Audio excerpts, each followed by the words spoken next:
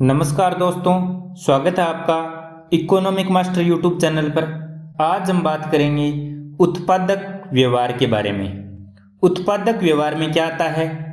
पूर्ति की अवधारणा, उत्पादन फलन, लागत की अवधारणा, आगम की अवधारणा, उत्पादक का संतुलन,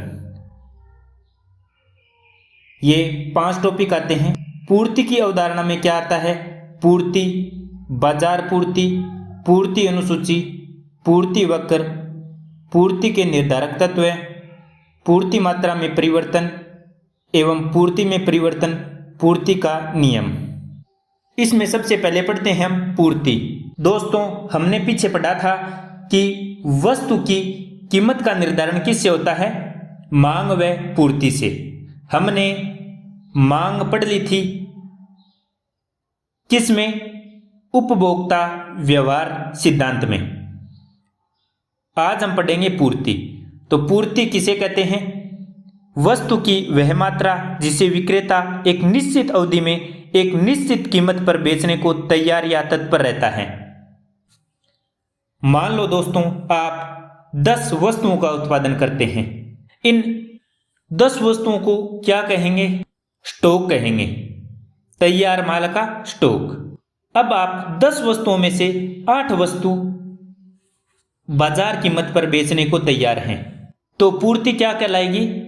पूर्ति कहलाएगी ये 8 वस्तुएं, और जो 2 वस्तु बच जाएगी वो क्या कहलाएंगी? स्टॉक। अतः पूर्ति स्टॉक का वह भाग होती है जिससे उत्पादक विक्रय करने को तैयार होता है। तो पूर्ति किसका भाग है? स्टॉक का ही भाग है। पूर्ति को प्रभावित करने वाले कारक कौन कौन से हैं? वस्तु की बाजार कीमत। यदि वस्तु की बाजार कीमत अधिक होगी तो पूर्ति अधिक होगी। क्यों होगी? तो दोस्तों, यदि आप कोई सामान बनाकर बेचते हैं, बाजार में वो महंगी बिक रही है, तो आप ज़्यादा से ज़्यादा वस्तु बेचकर ज़्यादा लाभ कमाने का प्रयास करेंगे। बाजार कीमत अधिक होगी तो पूर्ति क्या होगी? अधिक। और बाजार कीमत कम होगी तो पूर्ति क्या होगी? कम। दूसरा कारक, उत्पादक साधनों की कीमत। यदि उत्पादन करने वाले साधन है उनकी कीमतें अधिक होंगी तो पूर्ति कम होगी। क्यों पूर्ति कम होगी? क्योंकि अब उत्पादन करने के लिए ज़्यादा खर्च करना पड़ेगा, और उत्पादन करने के लिए आपके पास क्या है? एक फिक्स पूंजी है। यदि उत्पादक साधन यानी रॉ मटेरियल सस्ता हुआ तो आप उत्पादन ज़्यादा करेंगे, इससे क्या होगी? पूर्ति भी ज़्यादा होगी। तीसरा, संबंधित वस्तुओं की कीमत। संबंधित वस्तुओं की कीमतें बढ़ने पर उत्पादन बढ़ेगा और इससे क्या होगा? पूर्ति बढ़ेगी। और संबंधित वस्तुओं की कीमतों में कोई वृद्धि नहीं होने पर पूर्ति कम हो जाएगी। संबंधित वस्तुएं कौन सी होती हैं? पूरक वस्तुएं एवं स्थानापन्न वस्तुएं। पूरक वस्तुएं कौन सी होती हैं? जैसे जिन वस्तुओं का क्रय तो किया जा सकता है लेकिन उनकी अकेले की उपयोगिता नहीं होती है। जैसे पेन के बिना स्याही की कोई उपयोगिता नहीं है, कार के बिना पेट्रोल की कोई उपयोगिता नहीं है। तो इसमें पूरक वस्तुएं कौन सी हो गई? स्याही और पेट्रोल। स्थानापन्न वस्तुएं, ऐसी वस्तुएं जिनका उपयोग हम उस वस्तु के स्थान पर कर सकते हैं, उसे स्थानापन्न वस्तु कहते हैं, और उपभोक्ता को समान ही संतुष्टि प्रदान करती हैं। उदाहरण के लिए, आप पेप्सी पी रहे हैं और दुकान में पेप्सी उपलब्ध नहीं है, तो आप कोका कोला पी लेते हैं और उससे आपको उतनी ही संतुष्टि प्राप्त होती है जितनी पेप्सी पीने से। तो स्थानापन्न वस्तु कौन सी हो गई? कोका कोला, क्योंकि उसने पेप्सी को रिप्लेस कर दिया। 4 नंबर कारक कौन सा है? तकनीकी या प्रौद्योगिकी परिवर्तन। यदि नई तकनीकी विकसित हो रही है जो कम समय में कम लागत पर अधिक उत्पादन करती है, तो बाजार में पूर्ति बढ़ेगी। महंगी तकनीक व कम उत्पादन करने वाली पूर्ति को कम करती हैं। विशेष अवसर जैसे त्योहार, उत्सव युद्ध आदि के समय भी क्या होता है, पूर्ति बढ़ जाती है। किन की पूर्ति बढ़ जाती है? आवश्यक वस्तुओं की पूर्ति बढ़ जाती है।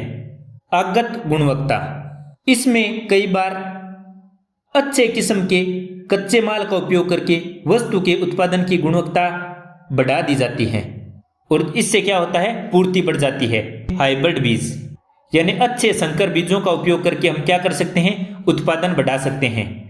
परिवहन लागत, अच्छी परिवहन व्यवस्था क्या करती है, परिवहन का समय और लागत दोनों की बचत करती है।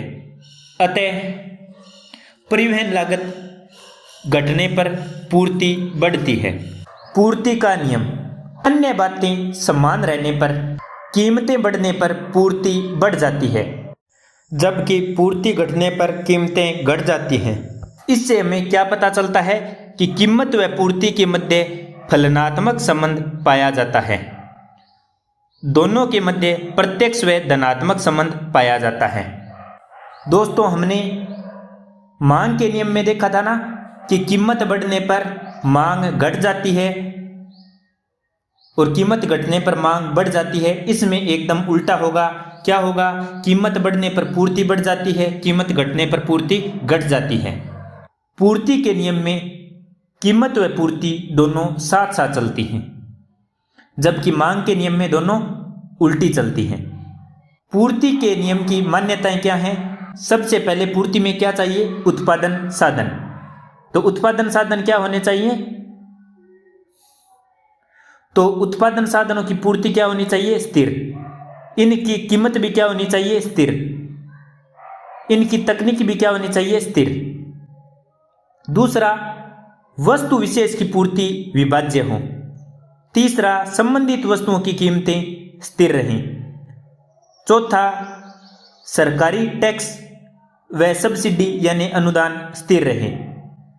पांचवा, कृषिगत पदार्थ उसका मौसम स्थिर रहे, जलवायु स्थिर रहे। पूर्ति कीमत की तुलना में समयावधि के बाद परिवर्तित हो जाती है, किसमें, कृषिगत पदार्थों में। पूर्ति का नियम लागू क्यों होता है?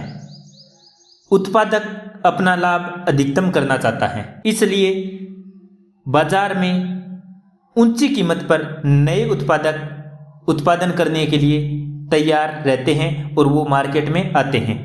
तीसरा, दीर्घकाल में पूर्ति परिवर्तनशील रहती है। पूर्ति अनुसूची, पूर्ति का तालिका में प्रदर्शन करना पूर्ति अनुसूची कहलाता है। यह दो प्रकार की होती है, व्यक्तिगत फर्म अनुसूची और बाजार फर्म। व्यक्तिगत फर्म पूर्ति अनुसूची और बाजार पूर्ति अनुसूची। व्यक्तिगत फर्म कैसे, जैसे फर्म ए और फर्म बी, और बाजार वाली में सभी फर्मों द्वारा पूर्ति को जोड़ दिया जाता है, जिससे बाजार अनुसूची प्राप्त होती है। पूर्ति वक्र, पूर्ति अनुसूची से निर्मित वक्र को पूर्ति वक्र कहते हैं। यह भी दो प्रकार का होता है, व्यक्तिगत फर्म की पूर्ति अनुसूची वक्र तथा बाजार पूर्ति अनुसूची वक्र। पूर्ति वक्र में परिवर्तन दोस्तों किस प्रकार से होता है? दो तरह से होता है। कीमत में परिवर्तन से क्या हो जाता है, पूर्ति वक्र शिफ्ट नहीं होता है।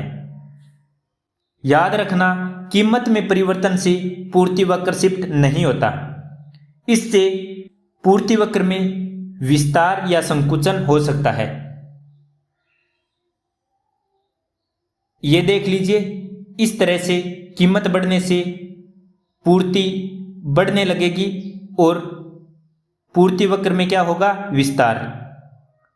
और इस डायग्राम में देखने से पता चलता है कि बाजार में कीमत घटने से पूर्ति कम होने लगेगी और इससे क्या होता है, संकुचन। दोस्तों, कीमत के अलावा अन्य कारकों में परिवर्तन से क्या होता है, पूर्ति वक्र शिफ्ट हो जाता है, यानी एक जगह से दूसरी जगह शिफ्ट हो जाता है। आप इस डायग्राम में देख सकते हैं, अन्य कारकों में परिवर्तन होने से पूर्ति वक्र किस प्रकार शिफ्ट होता है। उत्पादन लागत बढ़ने से पूर्ति वक्र ऊपर की ओर शिफ्ट हो गया, जबकि उत्पादक लागत घटने से पूर्ति वक्र नीचे की ओर शिफ्ट हो गया। तो दोस्तों, आशा करता हूं आपको अच्छी तरह से पूर्ति समझ में आ गई होगी। धन्यवाद। जय हिंद, जय भारत।